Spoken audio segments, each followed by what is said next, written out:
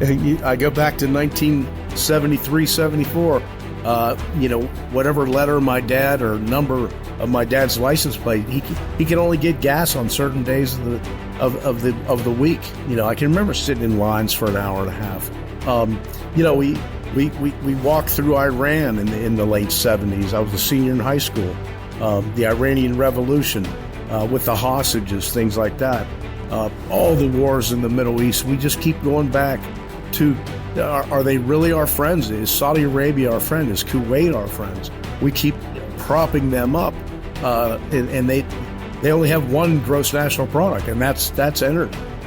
We've been propping them up for a half a century, but we continue to do the same stupid things.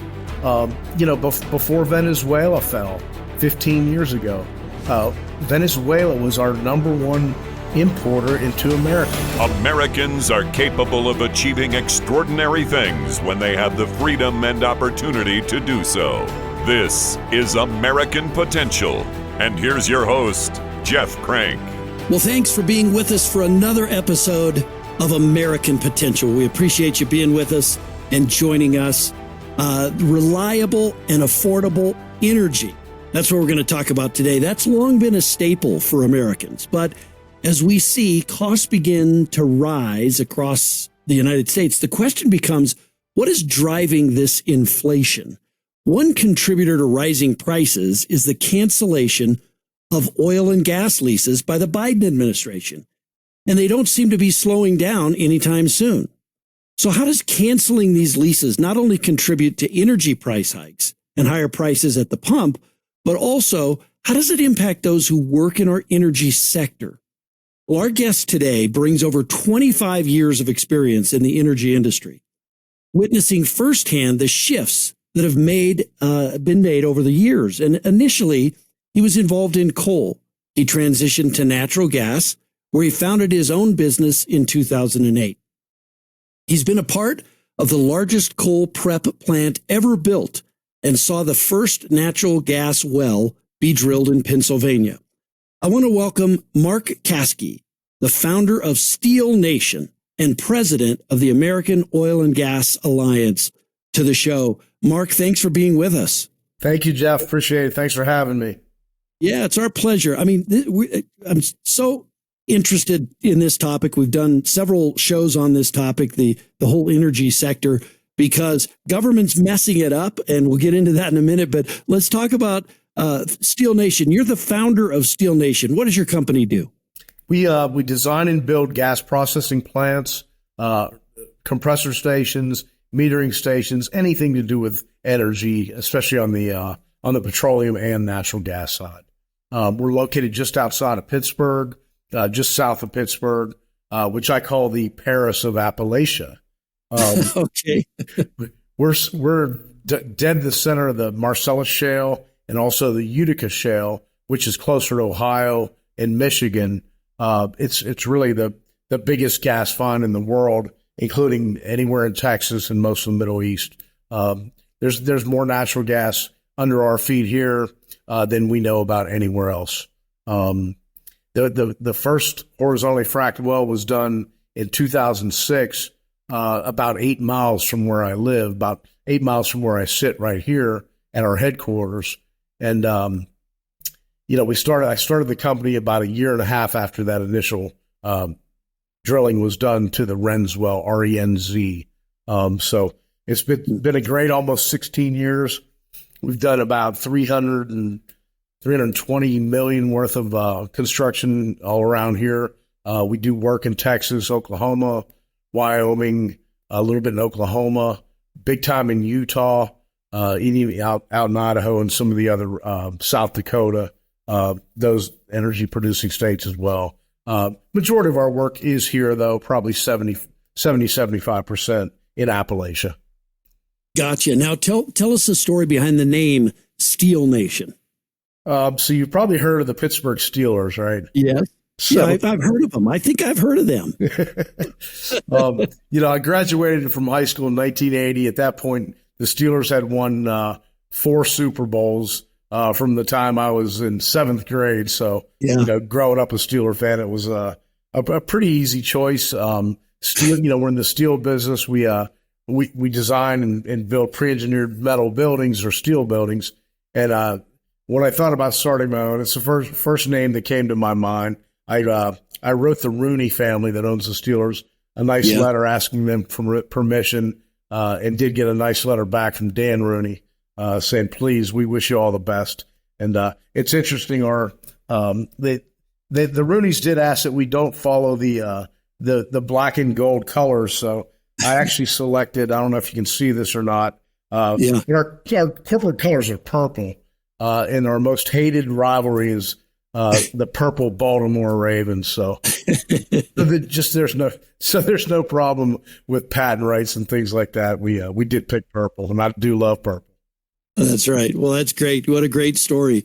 Well, let's talk about the energy industry. You've seen it change a lot over the years. We talked about some of the different sectors that you were in. Started off in coal and moved to different sectors of the energy industry. How much have you seen the industry change? I really have to go back to 1980. I graduated high school, and all the steel mills closed in Pittsburgh. We gave all of our steel making technology away to India, Korea, Japan, all of our allies, all through through Europe. Even though steel isn't an energy, I got to live through that downfall. That was strike one. And then I worked for a company that we really specialize in coal prep plants all across the nation. And by 2008, when Hillary and Obama were running, they promised West Virginia that they were going to shut down coal, and they did. And here I had strike two against me. So what am I going to do with the rest of my life? I'm a young man. That's about when the horizontal fracturing, it did come to Pennsylvania. So I've seen excitement.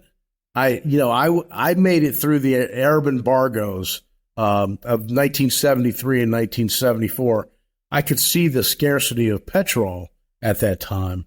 I could see natural gas. My dad complaining about, how much it was to heat our house back in, 1973, 74, because everything went up at that time. To have two strikes against us here in Appalachia, and in Appalachia, I hold near and dear to my heart. All the coal and the coke that was mined out of West Virginia, Kentucky, Virginia, and then sent up to Pittsburgh, where Pittsburgh made all the steel. We basically built the world. And not just Pittsburgh, Cleveland, the Rust Belt towns, Rochester, New York, Buffalo, New York, Toledo, Ohio, to a point, Cincinnati, Ohio, Binghamton, New York. We really did build America, and we built the world. And so when that, the strike against steel, the strike against coal, and now here I am 30 years later, looking at what's happening to the war on fossil fuels, which includes natural gas, the most abundant, the most natural, the most economical fuel that we have, and the war on fossil fuels. I'm not going to let strike three happen, if that makes sense. Yeah. No, it does, and I want to talk about that. I mean, this is government, government picking winners and losers, and we saw that. You talked about Hillary Clinton and former President Obama talking about shutting down coal in West Virginia, and that they were serious about it, and that they did it. They're pretty serious about this whole idea of government picking winners and losers in the energy sector. Your thoughts on that? So you initially started talking about closing down public lands. On President Biden's first day in office, he signed 103 executive orders shutting down so many things in the energy business, not just natural gas, petroleum, nuclear, everything that our previous administrations, even back to the Obama years, had passed. And this all happened in Joe Biden's day one in office. And we often hear that the Keystone Pipeline was among those. That wasn't the only pipeline. It was many pipelines. All the public lands that are owned by us, the people, the government now treats that as they own that land. No, we own that land, and it's wide open spaces, perfect for mineral extraction. There's a reason that we call this natural gas. It's naturally occurring, and it's naturally occurring throughout the world. The question is how easy or how hard it is to extract those minerals from the ground. And where we're at here in Appalachia, it's fairly easy because it's not as deep as in some places in the world. But yeah, when government starts picking winners and choosers, or selects winners and losers, well, that was a tongue twister there. Sorry about that. It's all right. Let's look at California. In 10 years, there will be no combustion engines, vehicles and trucks or passenger cars in California. And they want to do that, get rid of our diesel trucks that haul all of our goods, all the big tractors that run and take care of our food. And we're going to replace these with technologies, battery technologies that aren't even close to being there yet. But yet we're going to mandate that for 10 years. It's absolute insanity. And the thing that we're seeing now, not only the abandonment of drilling on natural on U.S. land on public lands, now we're seeing it's gone further than where FERC, which is the Federal Energy Regulatory Commission, is now. It's almost impossible to get a pipeline approved anymore. Right. What we saw 3 weeks ago, the Biden administration put a pause on LNG, which is simply liquid natural gas. Thankfully, we did have LNGs that we could ship to Europe when Putin invaded Ukraine 2 years ago. Right. Energy has been used as a weapon for a century now, or probably a century and a half. Yeah.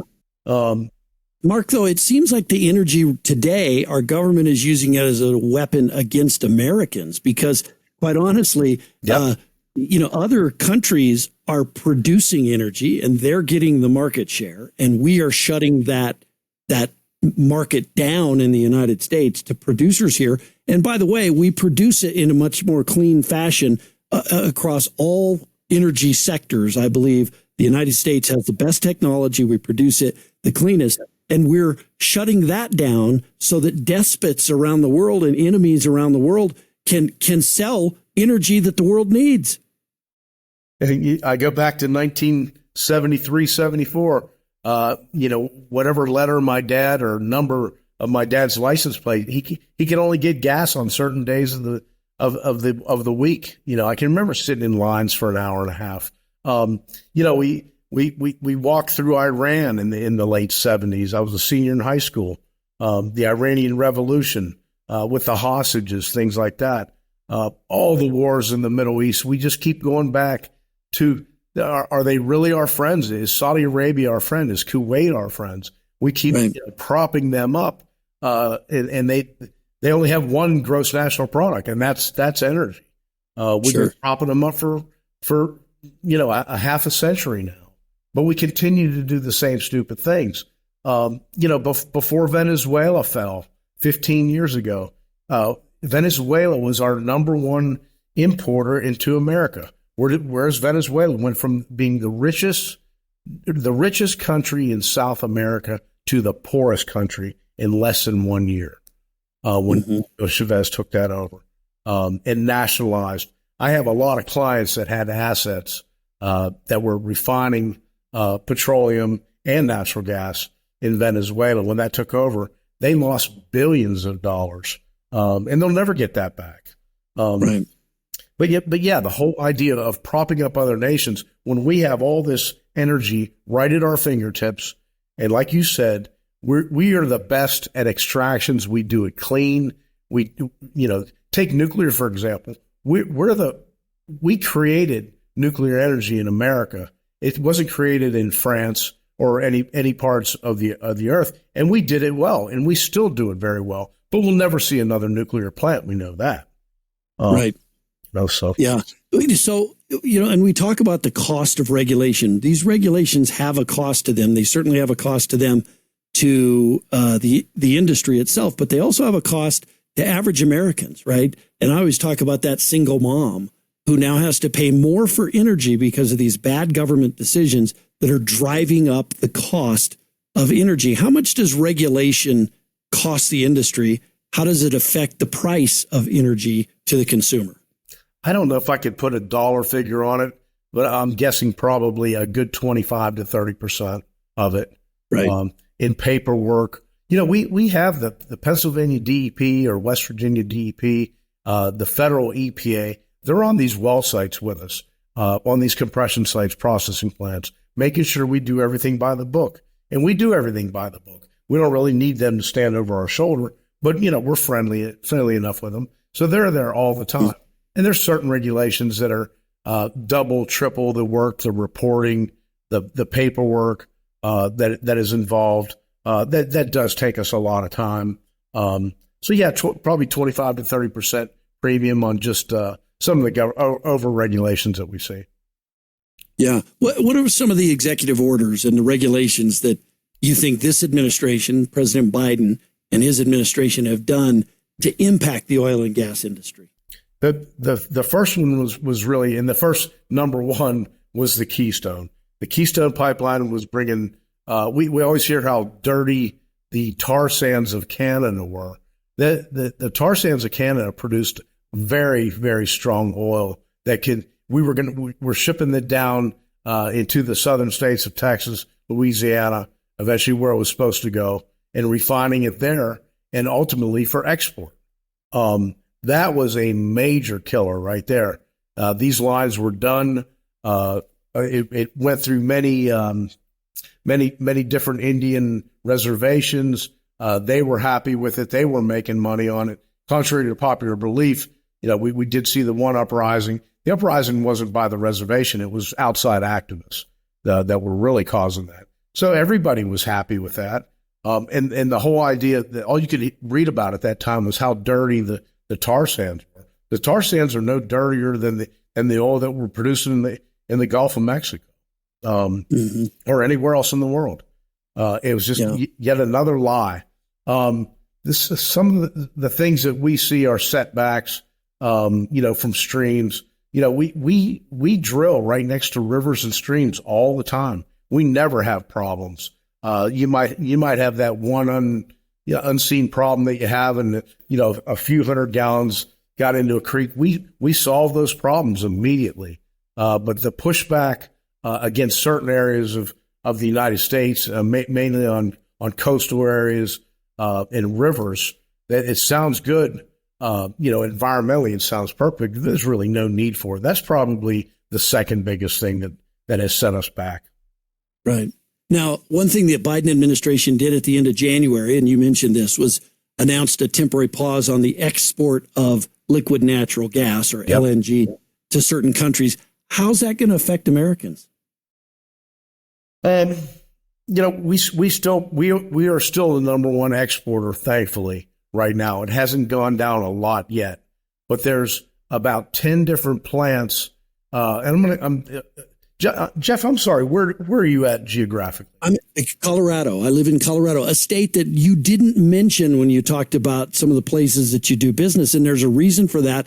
The government of Colorado went to war with the oil and gas industry a few years ago. And, you got states like Wyoming just to the north of Colorado that are reaping the benefits of oil and gas exploration. And then Colorado suffers and doesn't have it. But anyway, I think it was a Freudian slip because we did a massive processing plant out in Greeley outside of Denver.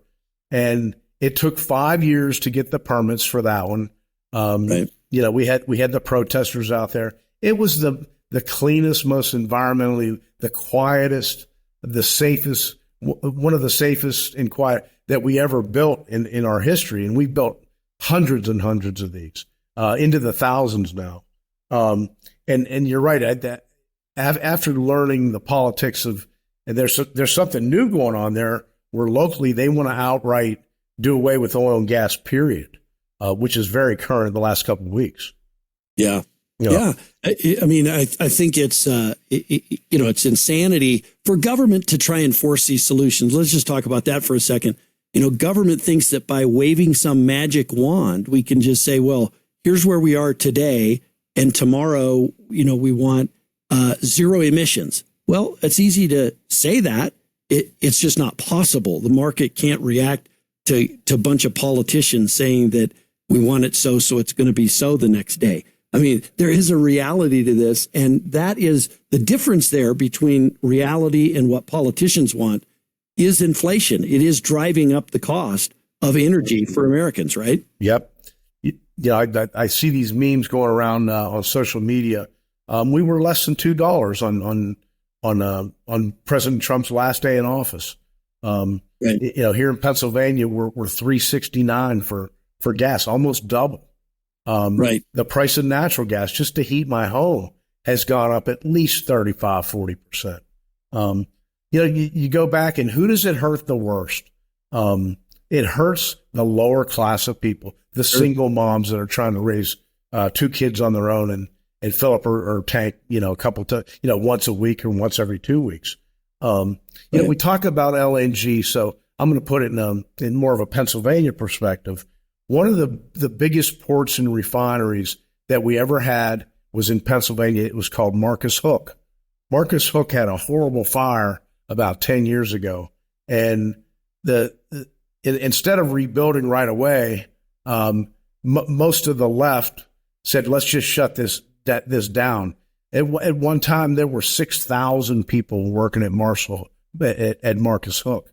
So you have all this massive land surrounded by minority communities, that could really use a hand up, not a handout, a hand up. But Pennsylvania wants nothing to do. It would be the perfect place for an LNG plant because you have all these shipping channels that could take it directly to Europe from Philadelphia. But we'll never see that happen. I served on the Pennsylvania DEP's Citizens Advisory Commission for 6 years until I was rudely fired from my opposition to RGGI, which is a whole nother story, and we'll save that for another day. But you had something called Environmental Justice Council as part of the Pennsylvania DEP, and it was really the minority, the poor areas around all these cities, Pittsburgh, Harrisburg, and Philadelphia mainly. And I fought for that. I said we could reopen Marcus Hook, and boy, I had a lot of enemies when I brought that up because God forbid we would use natural gas to beef up a poor, distraught area. So that the shutdown of LNG it really hits home to me here in Pittsburgh and Philadelphia. We have all the pipelines. We have 2 massive pipelines that run directly along the Pennsylvania Turnpike or I-70 parallel that would take it right to Marcus Hook. And we could build that LNG plant in a couple of years, but we never will because of the government. Yeah. Yeah, it is the government that's shutting down these projects, that's shutting down oil and gas exploration, and it takes a lot of capital to go in and build some of these facilities, whether it's refineries or exploration, infrastructure, that sort of thing. Yep. You want a long-term commitment if you're going to do that, and can't be subject to the political whims of politicians deciding, well, we're going to cancel a lease, we're not going to have the lease, now we're going to have it, now we're not. I mean, that's just not a framework that anybody who is in this business can operate under, right? Right. And you think about it, we're going to be replaced by all these batteries made in China, lithium made in China, all these rare earths mined in China and mined in South America, owned by China, all these windmills made in China. What is this going to do? What's going to happen to the Detroits of the world, or even some of the southern auto manufacturers? We have a place here in Ohio that just went out of business. It was owned by the Chinese. It used to be a General Motors plant. That plant is over a mile long, and they were making EVs there. These things were not selling.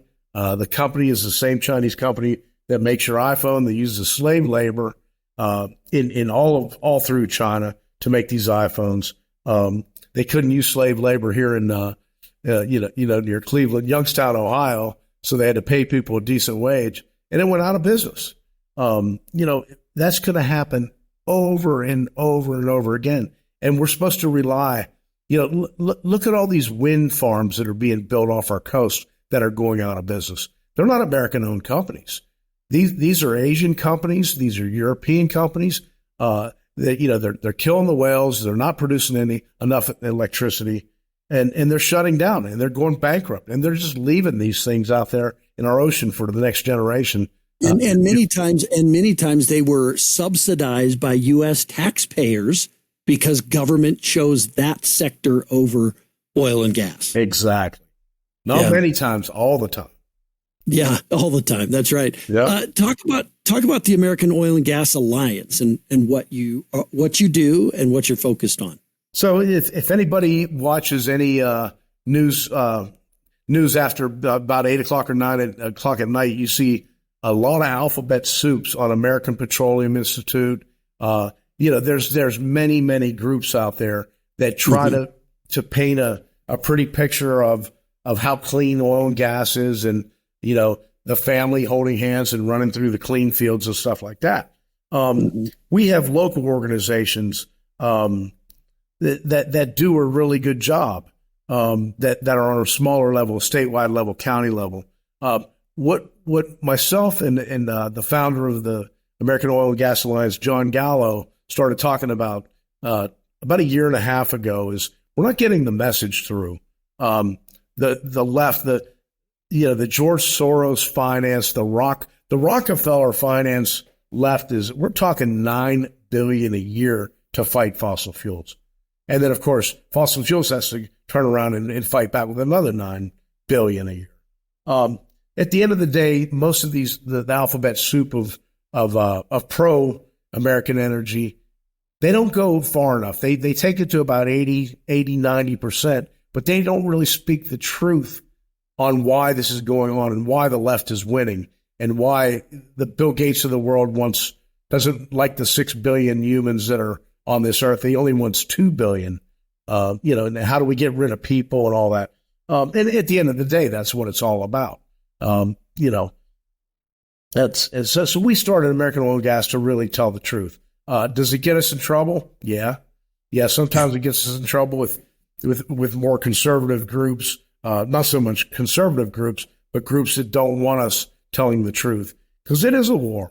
The war on American energy independence. We have to fight back like we fought against the British during the 1700s. And I'm not picking on the British. Sorry. Okay, no worries. Well, good. What else? We've got just a minute or so here before we're out of time. But any other thoughts on the current administration, the Biden administration, sort of war on energy?